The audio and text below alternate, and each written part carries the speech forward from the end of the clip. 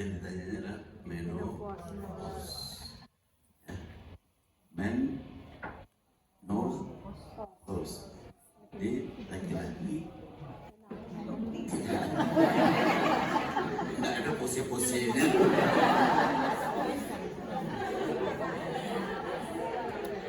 Yang menopause adalah men,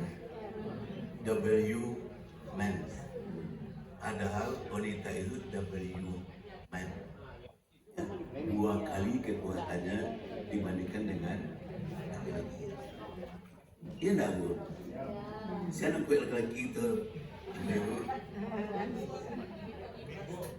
Kuat dari Ustaz. Jauh lebih kuat ibu-ibu. Makanya siapa kamu bekerja? Yang pertama untuk ibumu. Yang kedua, ibumu juga. Yang ketiga, ibumu juga. Kemudian kenapa menopause itu ditakutkan? Karena di masa menopause itu estrogennya mulai menurun. Sehingga biasanya yang membuat kulit itu berseri-seri adalah estrogen. Yang membuat tulang itu lemah lembut, lemah gemulai adalah estrogen. Makanya kalau perempuan itu berdiri, kalau dia disuruh bersiap begini, melentikkan ini. Artinya sendi-sendinya itu demikian lemasnya. Laki-laki kalau dia berdiri, kalau perempuan kalau dia berdiri, ya gitu Bu ya. Kenapa? Karena dan sehingga kalau dia berjalan, selagi estrogennya banyak, ke kiri, ke kanan. Melengkung. Saya kalau ada laki-laki yang jalannya melengkung, bersih estrogen.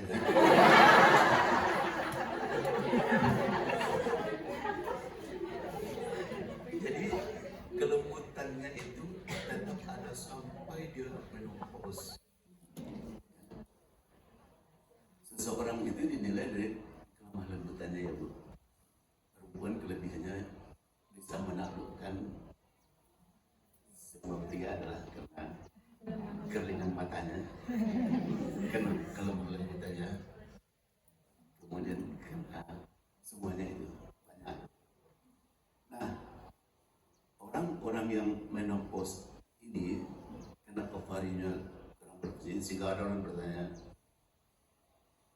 kalau ingin bertanya tentang perempuan, lihatlah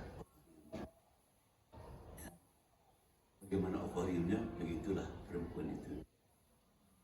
Ada orang yang bukannya penuh dengan bintang, ya, bintang bertaburan di mukanya, itu adalah juga karena ovariumnya penghasil hormon. Mungkin salah kata yang dihasilkan androgen, sehingga suaranya berubah juga karena ovariumnya. Tinggi rendahnya perempuan itu juga karena ovariumnya.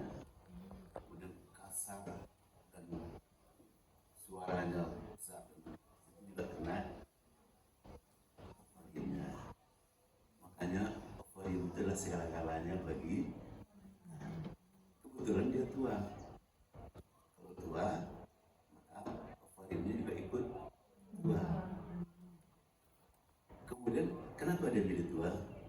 Karena kemudian dan persoalan hidupnya mungkin terlalu banyak.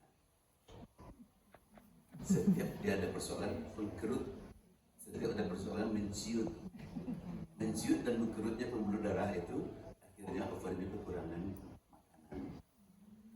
Bagaimana supaya ovarium itu lambat mengkerutnya, bisa awet muda dia? Beri dia suplai darah yang banyak. Dengan apa itu?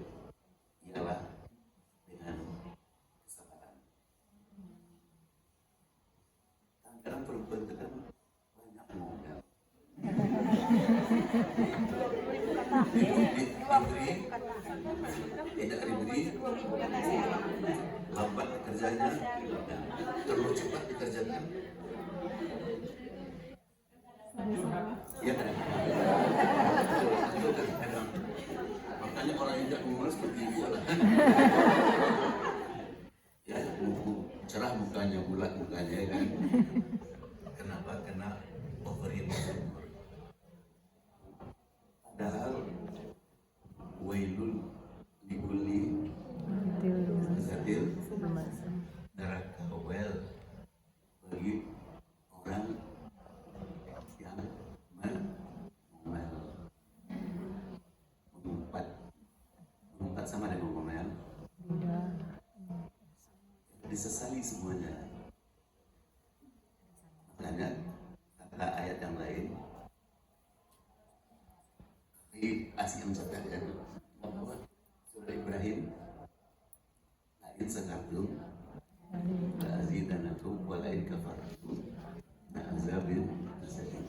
Kalau kamu mensyukuri pasti ditambah-tambah nikmatnya itu.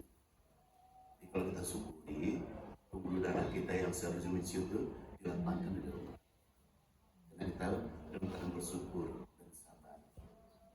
Tapi kalau kita mengumpat, maka ingatlah azab itu sangat pedih.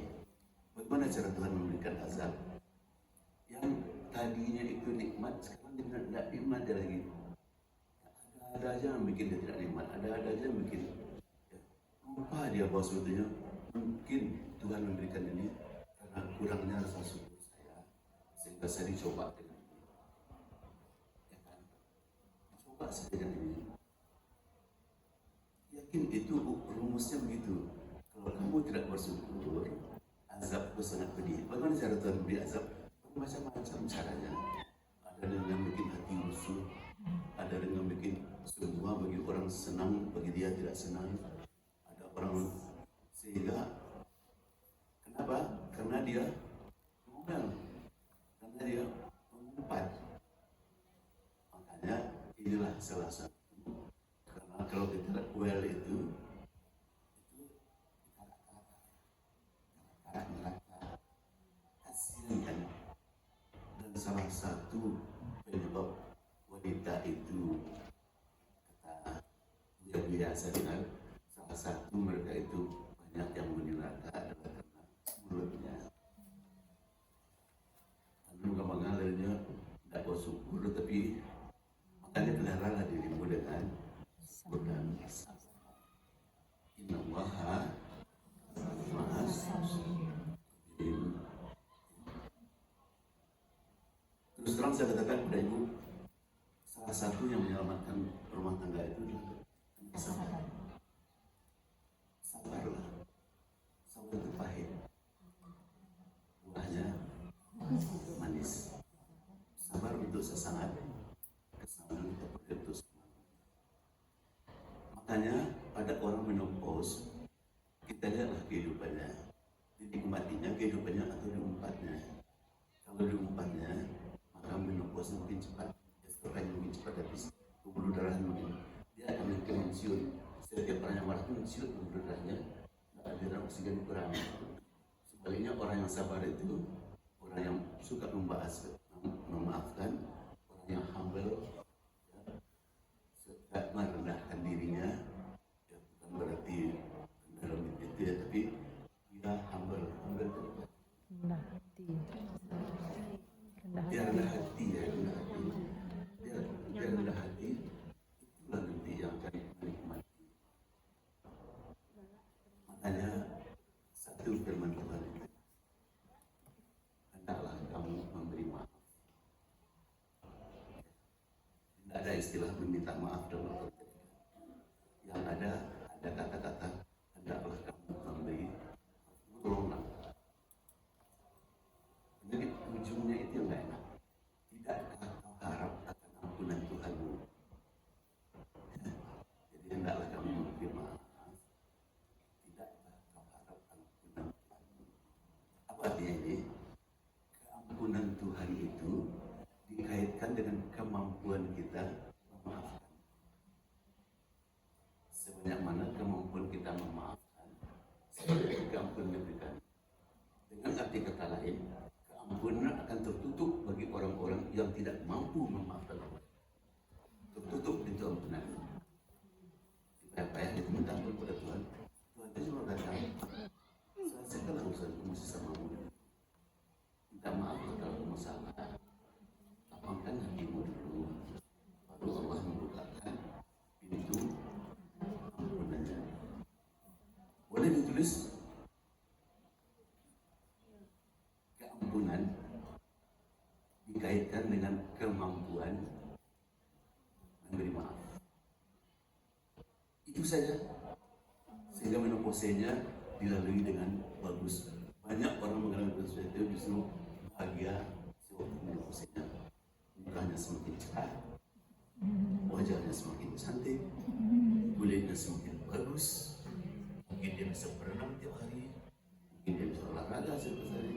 Dan semua hal-hal itu adalah hal-hal yang disuruh oleh Nabi agar pembuluh darah itu hidup dan mekar kembali sebagaimana mekar cahaya matanya, sebagaimana mekar kata hatinya, dan sebagaimana mekar sebagai ibu guru.